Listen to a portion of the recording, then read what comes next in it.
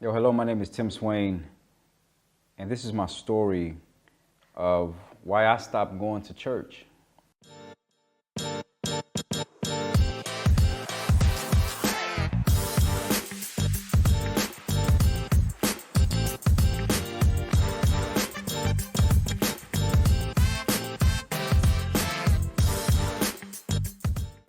I wanted to make this video because I feel as if sometimes as believers, as Christians, we have one story that we tell. And it's a story that is supposed to be once upon a time to happily ever after. But as I began to converse with so many different people, I realized that so many people are frustrated, discontent. They have a lot of questions, they don't have any answers, and they get tired of being in the cycle, especially the religious cycle of just going to church and doing what you're supposed to do and being approved socially and what may have you.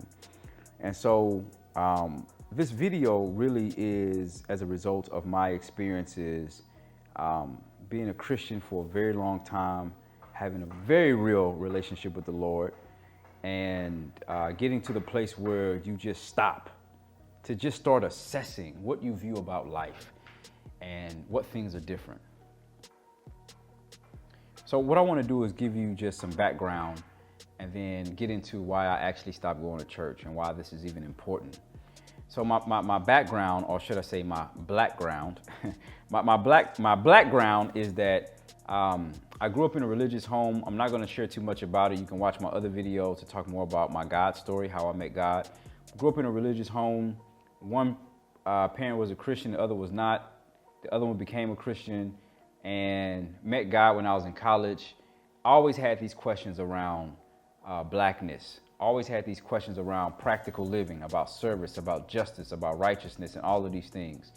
Met an organization that helped transform my life and actually my spiritual and theological formation, which was the Impact Movement.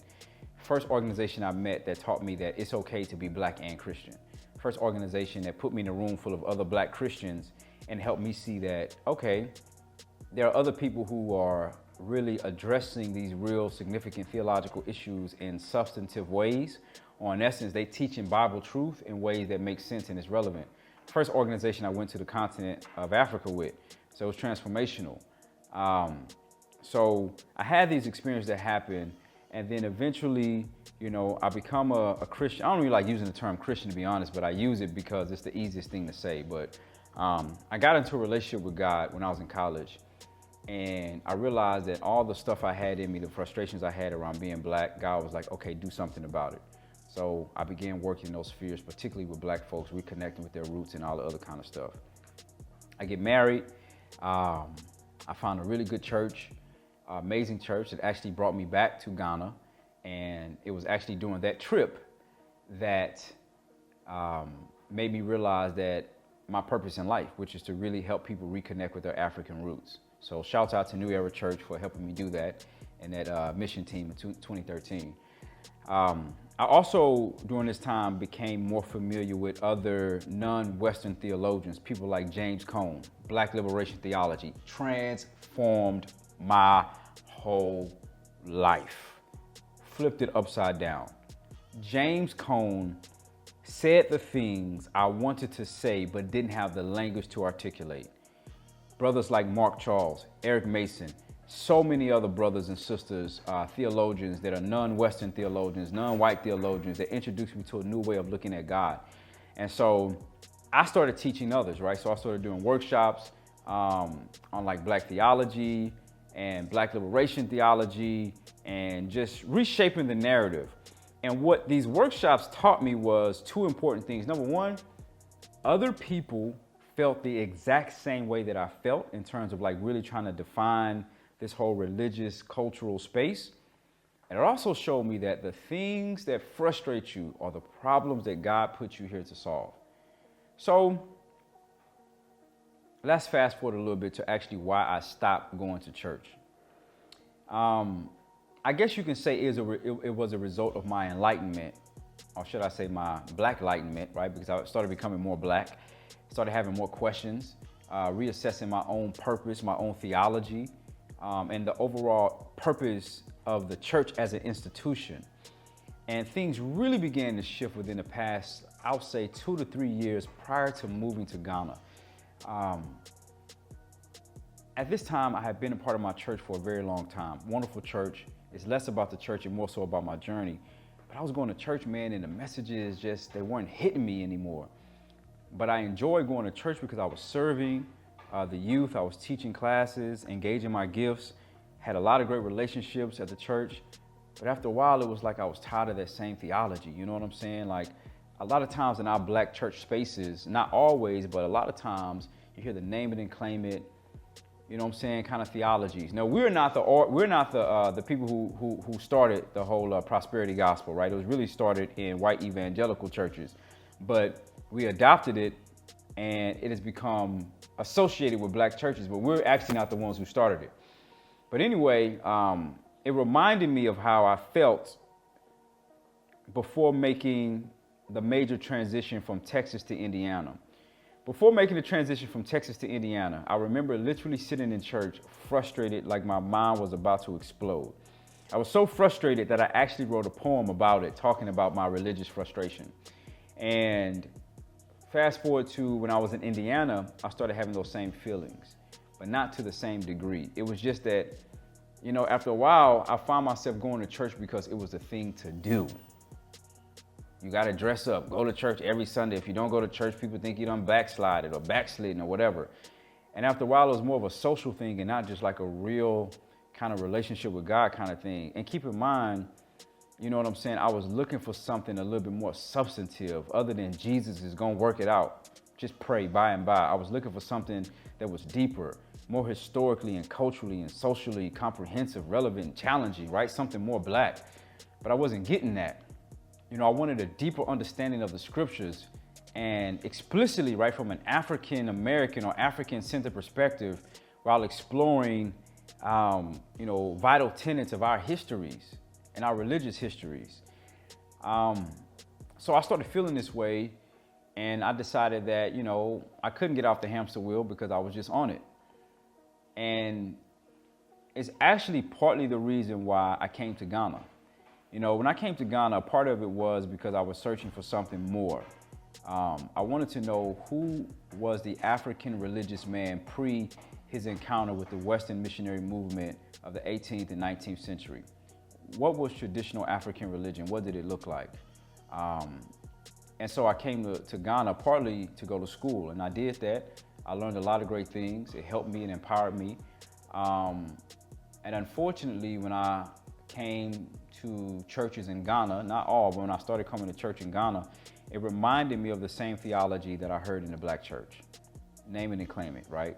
Except in this case, it wasn't God is going to buy you a house, it's God is going to give you a visa to travel outside, right? You will be traveling to places unknown. God will be opening doors for you in Europe, in America. You will be blessed beyond belief, right? So you go to church and you're like, okay, wow. If you sow a seed, God will give you 10 times what you sow. So sow a seed according to your faith. Same mentality, right, in some of our churches. The bigger the seed, the bigger the blessing. I was like, yo, this sounds very familiar. So after a while, what happened was I was like, yo, man, where are the African churches that believe in what it means to be an African, that has real biblical history, that teaches scriptural truth, that's involved in the issue, solving issues in society? And then Corona happened. And so when coronavirus happened, it was a blessing in this regard. You know, all the churches and stuff like that were shut down. And I think it was a blessing for a lot of people because a lot of people now, instead of lying about why they didn't come to church, now they can just say, oh, master, you know, coronavirus, so we can't go. So it was a blessing because I think it allowed a lot of people to get off that same kind of cycle of just doing stuff just to do it. And for me, it enabled me to really begin to interrogate once again, why do I believe what I believe?